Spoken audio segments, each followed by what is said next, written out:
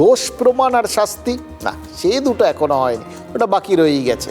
CBI মাঝে মধ্যে যায়, মাঝে মধ্যে আসে, কিন্তু কাজের কাজ কিছু হয় না।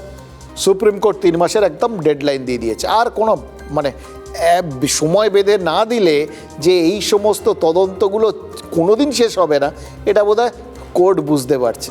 কি শোনা যাচ্ছে জানেন? বরানগর, কামারহাটি, টিটাগড়, হালিশহর, কাঁচরাপাড়ার মতো বিভিন্ন পুরসভায় ফাইল গোছানোর কাজ শুরু হয়ে গেছে। এবার দেখুন, আগে ভাগে ফাইল টাইলগুলো গুছিয়ে তারা রেডি করছেন, যে ওই আবার তখন হুড়ুমতাল করার কোনো মানে হয় না। সব হাতের কাছে থাকলে যা চাইবেন, এটা চাই এই নিন, এটা চাই এই নিন, দিয়ে দিলেন। কিন্তু মুশকিল হচ্ছে, বিরোধীরা বলছে ওটা ফাইল গোছানো চলছে না, সরানো চলছে। এবার দেখুন, এতদিন কেউ যে ওইগুলো ফেলে রেখে দিয়েছিলেন যে কখন কোর্ট বলবেন, কবে সিবিআই আসবে সেটা জানবো, তারপর সরাবো, এই যুক্তিগুলো না বিরোধীদের সবসময় মেনে নেওয়া যায় না। কিন্তু মুশকিল হচ্ছে এরা এরকমই বলেন, আমরাও আপনাদের শোনাই। তবে এই সমস্ত একটা ভিত্তি আছে অবশ্য, একদম ভিত্তিহীন এরকমও বলা যায় না, কারণ এই অভিযোগ আগেও উঠেছিল।